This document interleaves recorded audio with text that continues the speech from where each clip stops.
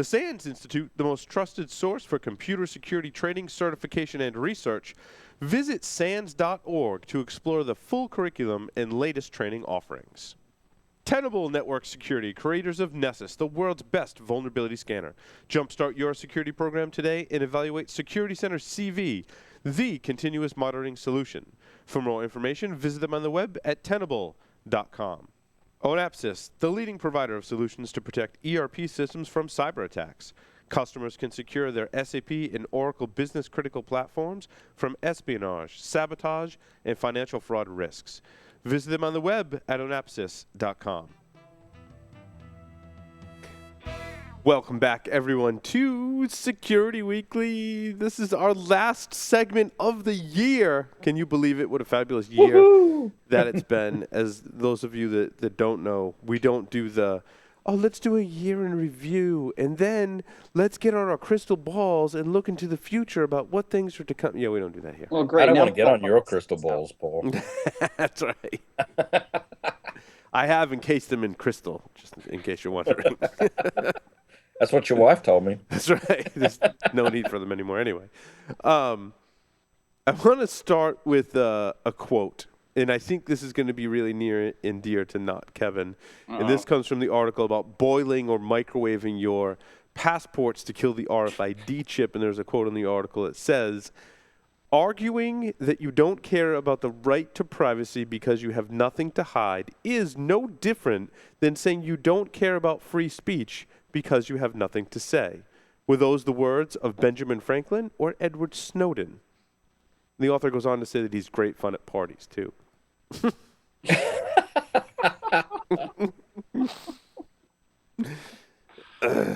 I don't know. Have you boiled or microwaved your passports lately?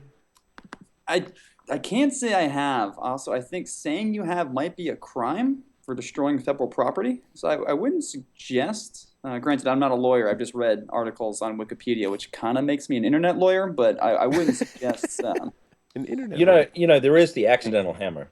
I mean, accidental hammers do. Well, you could just say you were making soup. I was making a passport soup, Or just making soup, and I'm a very clumsy person. And just drop your passport. Drop my passport right in my soup. Or Bob comes over, and Bob really hates rectangle things and just throws it into something else.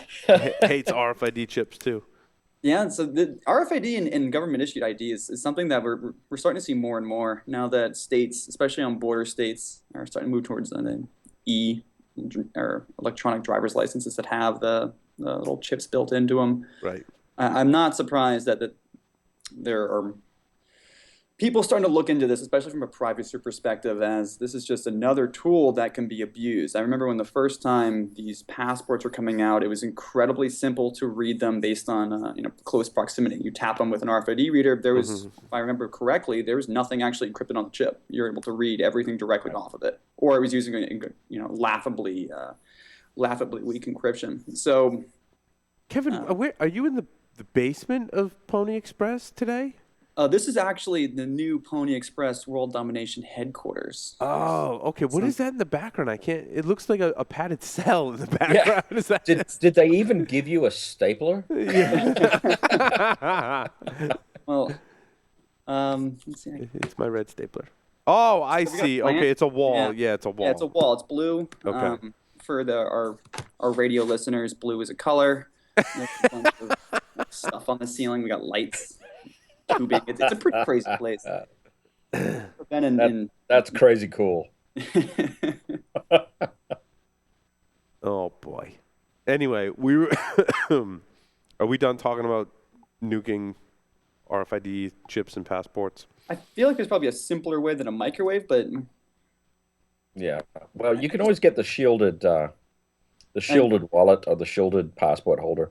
I've got one. It's got a little copper coil in it, I think, that the wallet, and it just kind of disrupts that distance. I would do your research. I'd definitely suggest getting an RFID blocker wallet or a passport shielder, but do your research into the actual products. I remember a lot of the first early ones didn't actually do anything. They were too thin, or they were just actually no, they did do something. They made you feel better. Right. Yeah, that's true, Joff. That's true. Yes. Now, a lot of the new wallets that I see coming out are more like almost like tactical wallets, or I see them advertised all the time now, where you just kind of clip all your money and your credit cards inside of this like titanium or metal, super high grade aluminum thing. And there's no protection on any of your, like you said, driver's licenses or credit cards or what have you against any kind of attacks. Because I think the wallets are cool, but I'm like, ooh, I'd rather have something that's going to protect my cards. Yeah. From physical damage or from attacks? I wouldn't want someone to steal my RFID chip that I used to get in the cigar lounge next door off hours, because that's important. Yeah. Priorities. So obviously, based on this article's suggestion and our kind of general concern about our own personal information, I guess we'd have to suggest to all of our listeners to immediately just shred everything you own. Just destroy it all. If you don't have it, it can't be stolen. That's right. Don't take any advice from me. I found a funny article. I don't know, the Naked Security is doing a thing about their Advent tips. And one of their tips is reply to all is probably not what you want. I don't know if you guys read this article. That's hysterical. But we've all either made that mistake, which is probably more likely, and we've definitely seen other people make that mistake where they hit reply to all by accident. And instead of just James responding to just Roland about going to the Christmas party, he responds to management team, HR department, senior VP, and the board and says, "Bring it on, Jimbo. Let's sink a few tinnies, then dump all the other losers and head to the beach bar."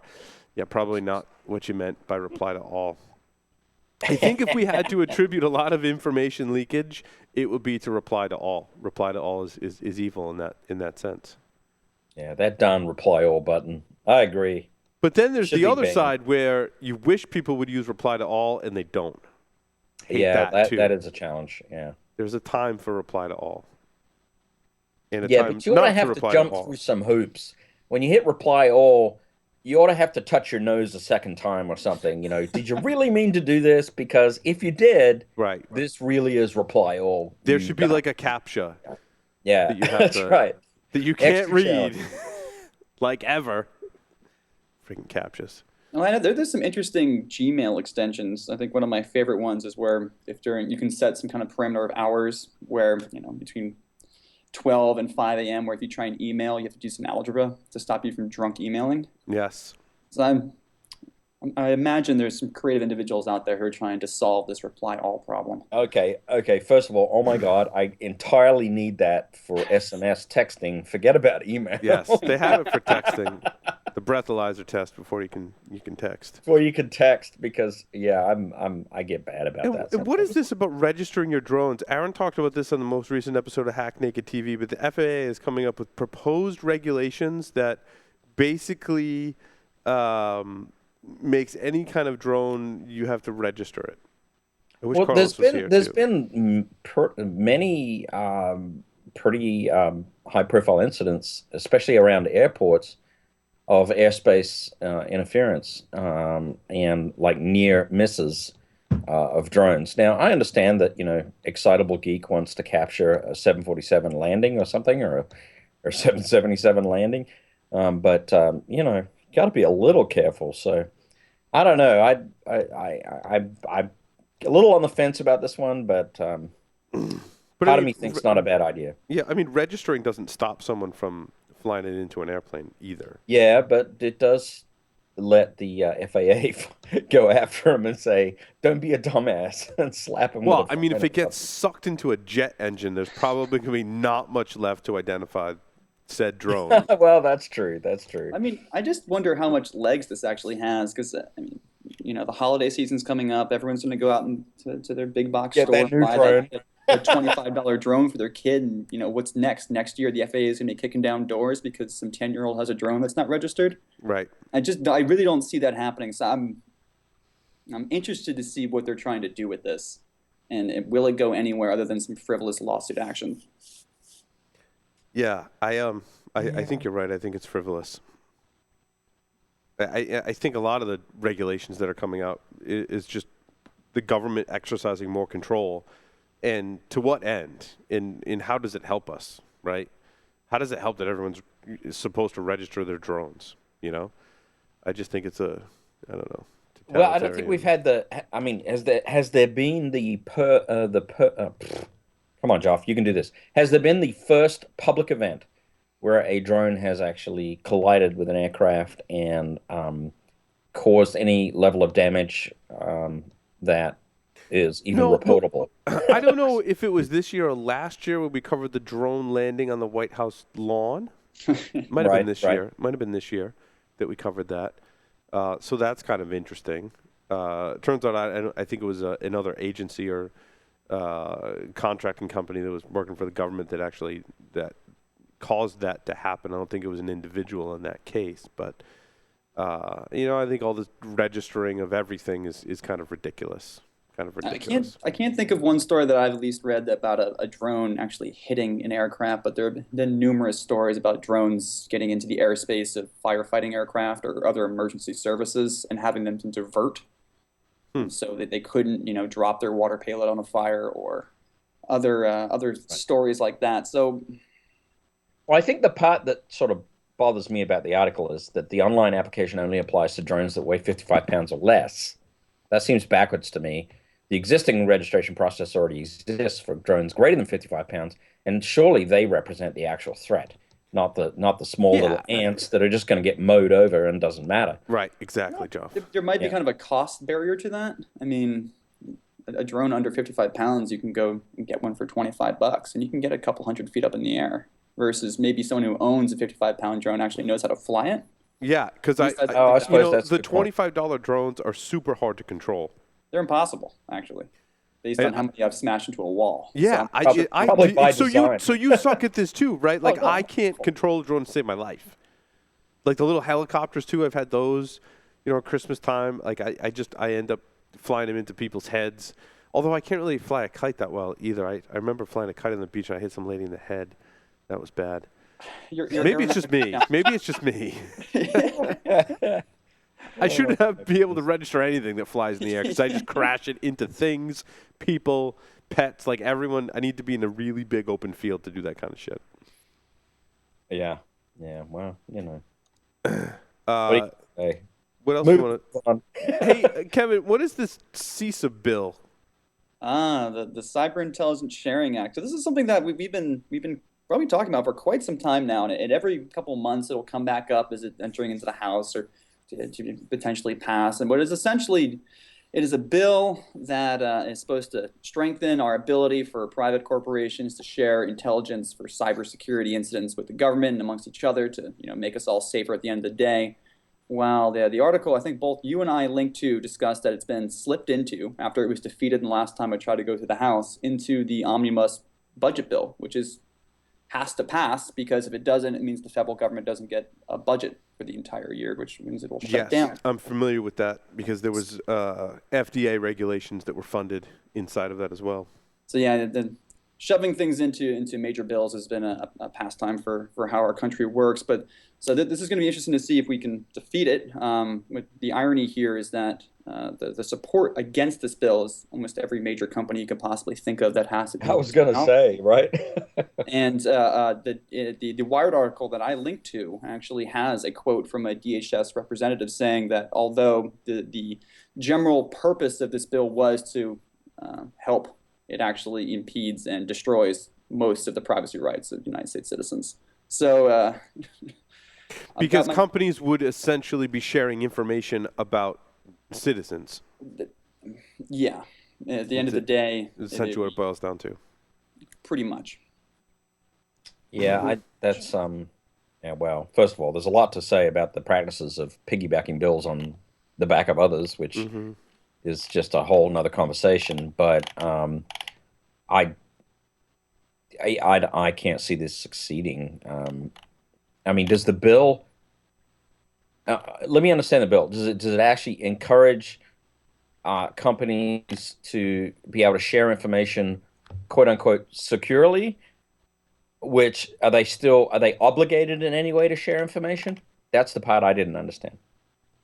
The nuances of the law, I have not delved into, because I've moved on with my life and didn't study this, because this kind of blindsided myself, and I think a lot of people out of nowhere coming in yesterday by being shoved into the budget bill. And just going back and rereading it through, it does provide the ability for private organizations to share information with federal agencies, including the NSA.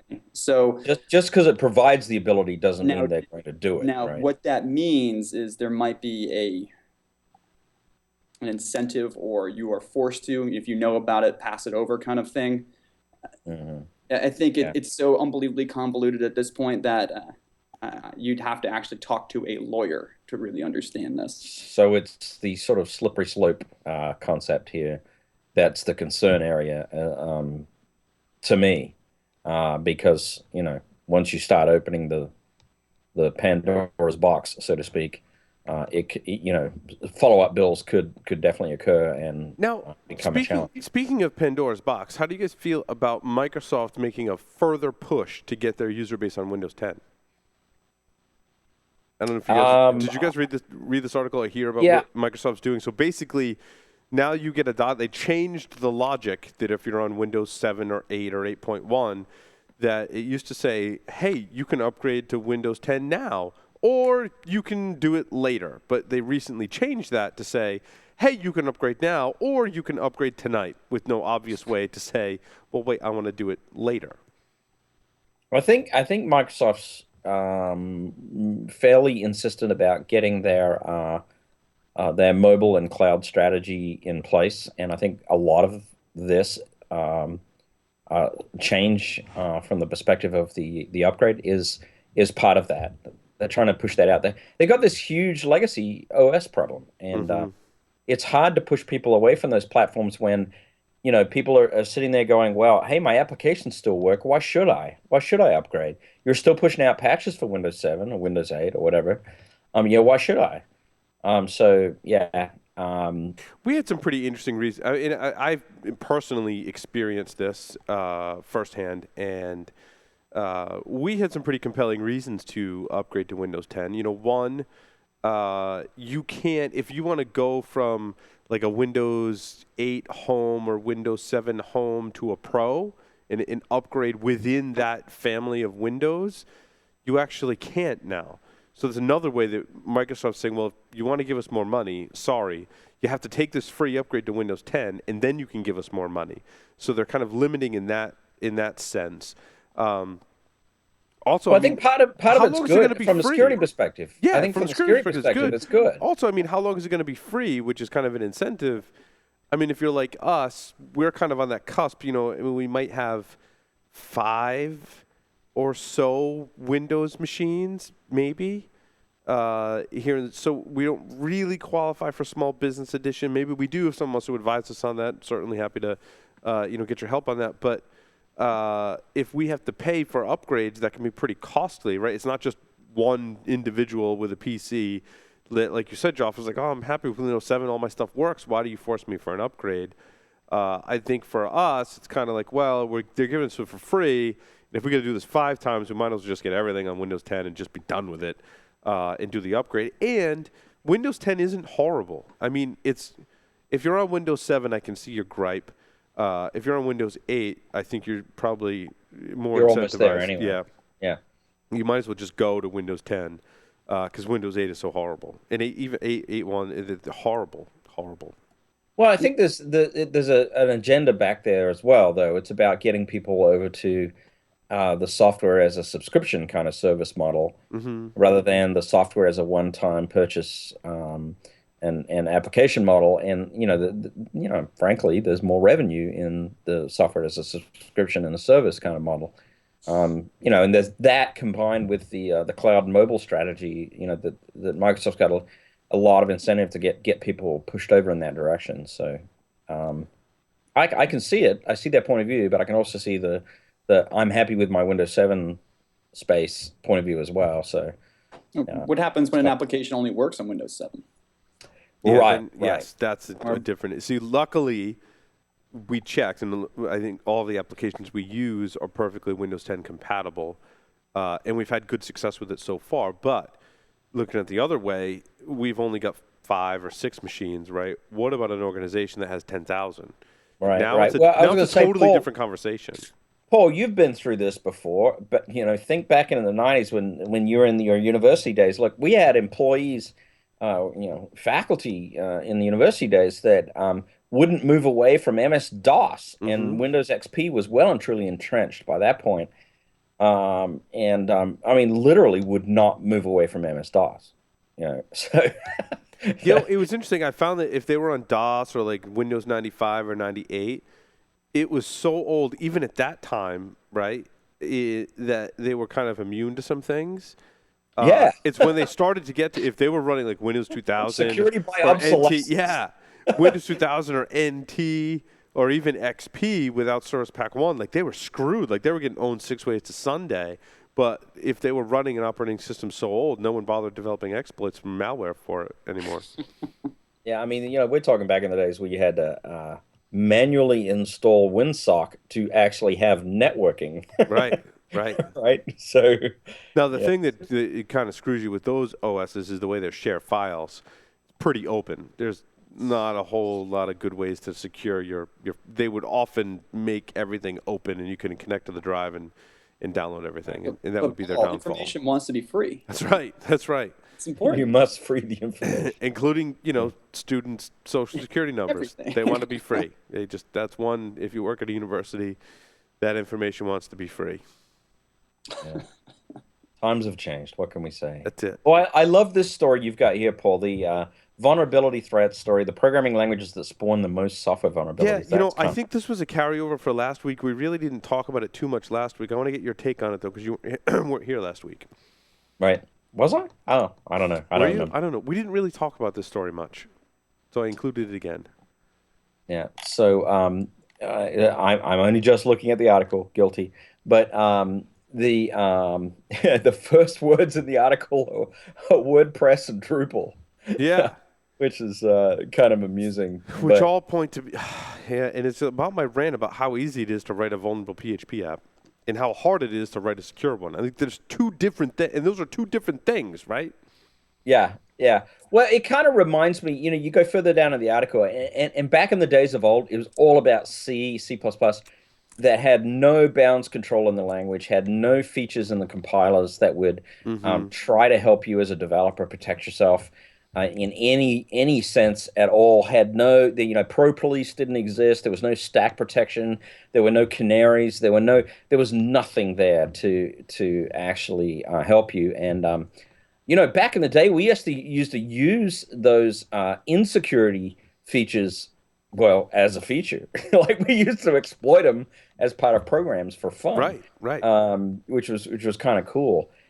So if I were voting, I would say that the C programming language out of any has probably contributed the most vulnerabilities to the landscape of anything. Now, in the modern day, I would have to say that PHP rates pretty highly.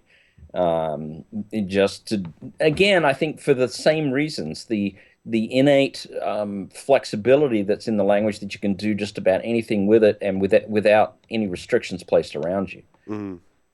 Yeah.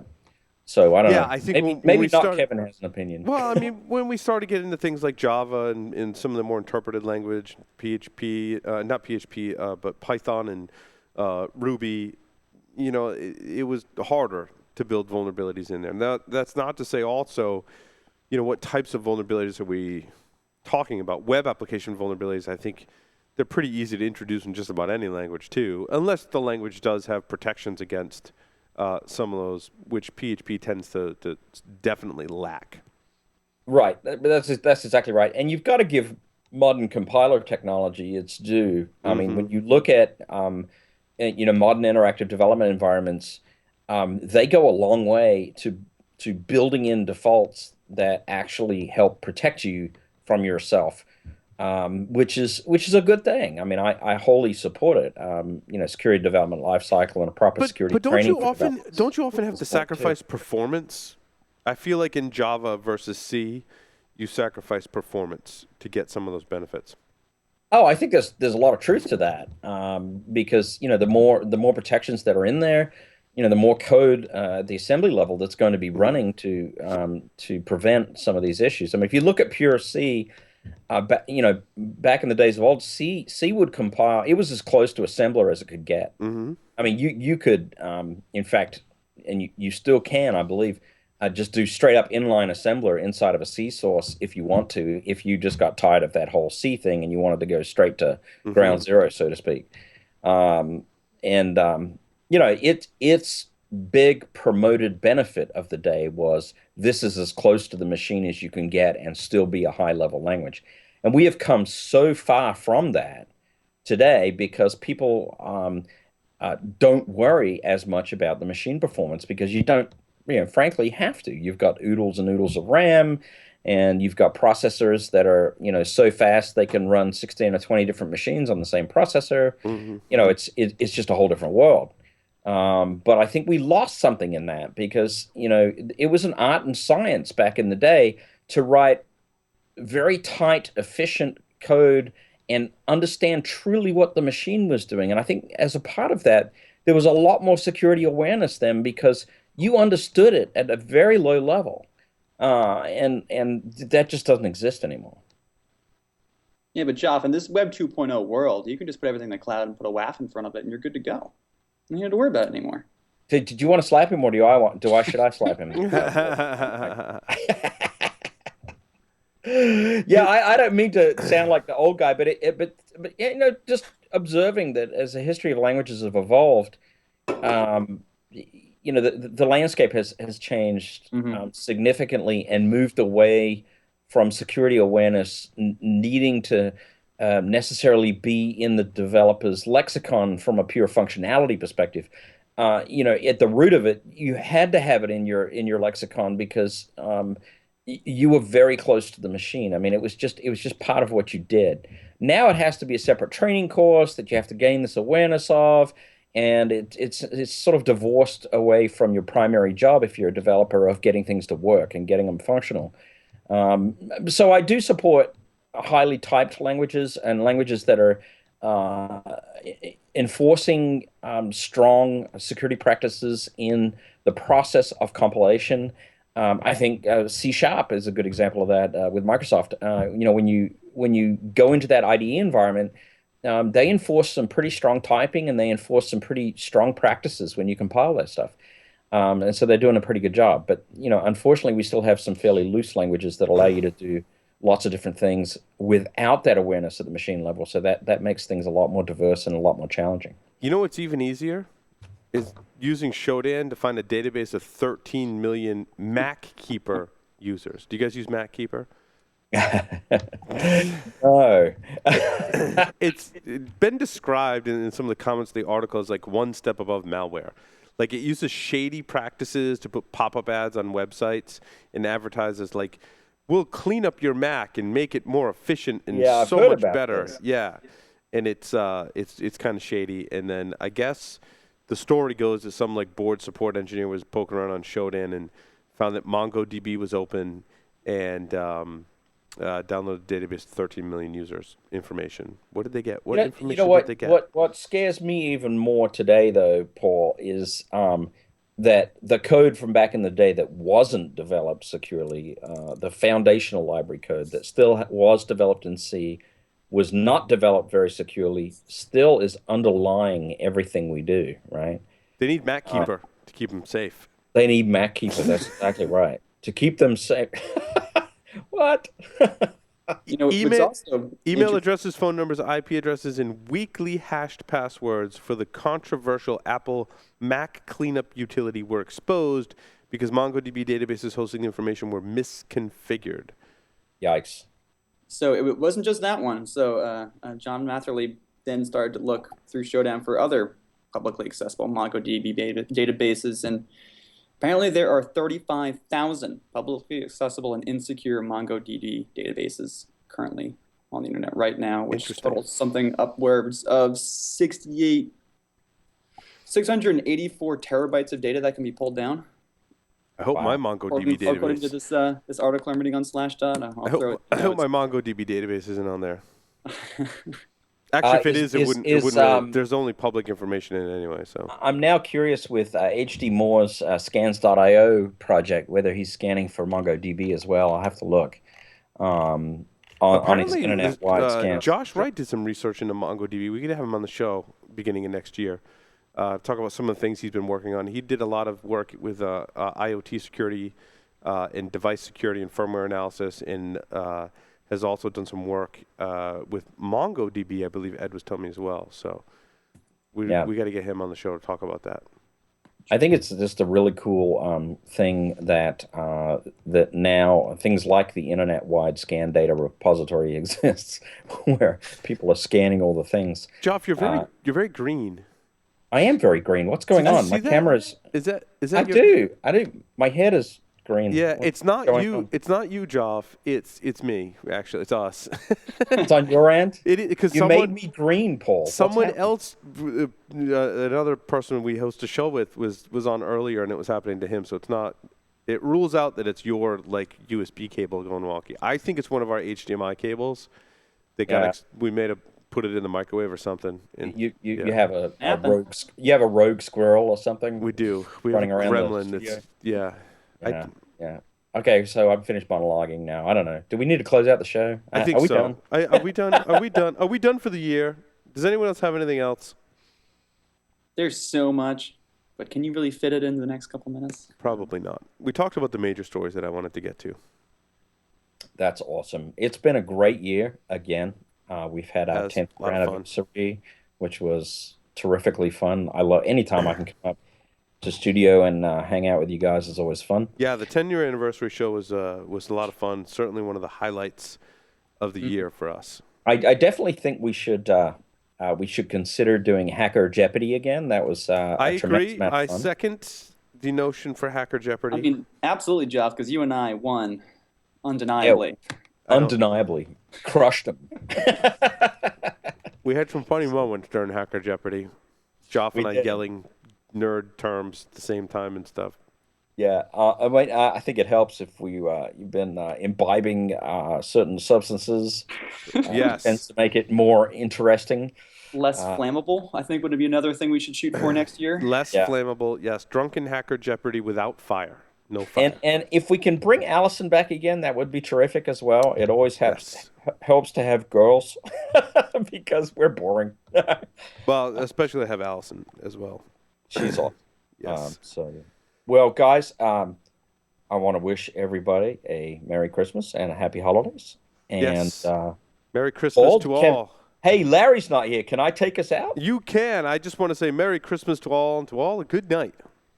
Excellent. So, over and out.